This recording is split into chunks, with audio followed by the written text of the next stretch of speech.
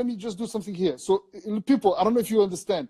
This man has gone through phases of being somebody, yes, you know, like, you know, being sent out to deliver food, this and that and the other, humbling himself, you know, showing that he wanted to, you know, learn about the craft of making food, of creating, you know, plates. Then got granted access to that, learned, you know, made his way through, eventually went back to Africa. When he went back to Africa, he worked in the human resources for a private company.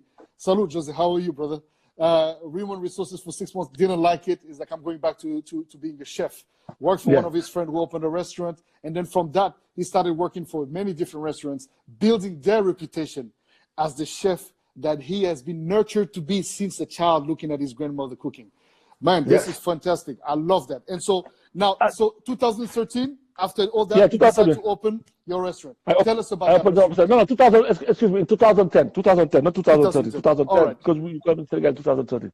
In 2010, so after the French Institute, I go back in France for 4 months. I work for a season in a restaurant and to acquire more experience.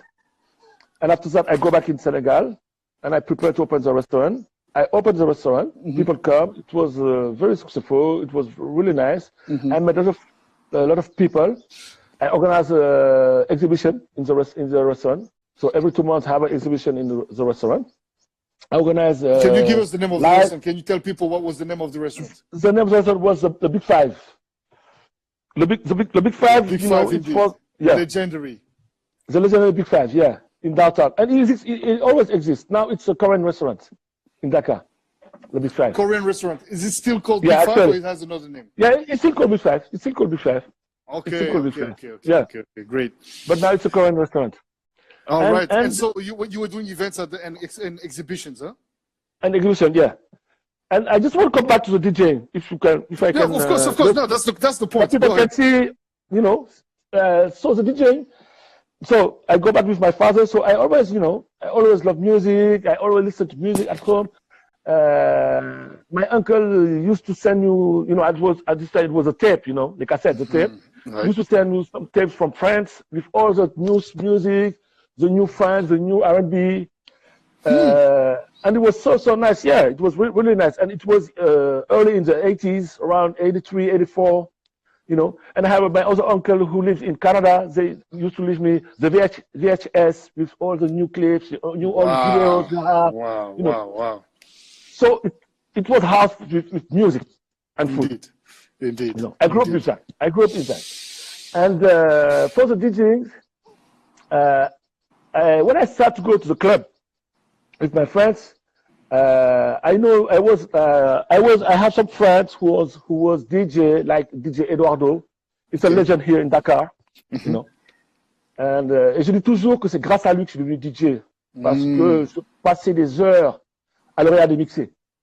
So Tamsir said that he spent hours looking at DJ Eduardo, who was a legend. And he's the reason why Tamsir became a DJ. I was sitting hours and I was looking at him, mixing, DJing with his vinyl. And this guy, it was so incredible because he was a steward. So he go to New York, he go to Paris, he go to Abidjan, to Brazza. So he get back the vinyl all the time. So when he come back from so it was so interesting to discover all this music, to talk with him. And after he tell me, so you can stay here near me and just watch. So I can say, and I say nothing. I can say 3, 4, 5 hours, and I was looking at him. And when he's finished, I just ask him some questions.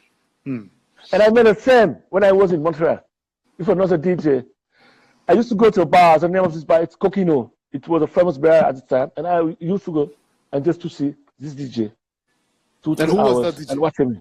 That's the name. The name is the name. But there's another DJ in Montreal, Shortcut. It was a specialist for hip hop, yeah. And it's a friend of Jojo Flores. So is it during that time that you also met and discovered Jojo Flores?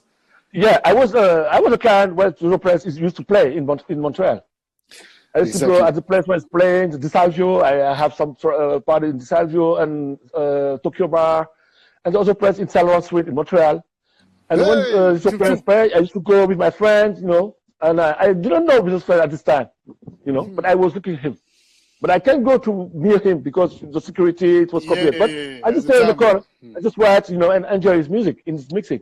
So, you know, it's very, very special for me. It's very special for me. So you've always been somebody who love, if I understand, if you love, tu adores. En fait, toi, tu es un observateur et tu es quelqu'un qui apprend.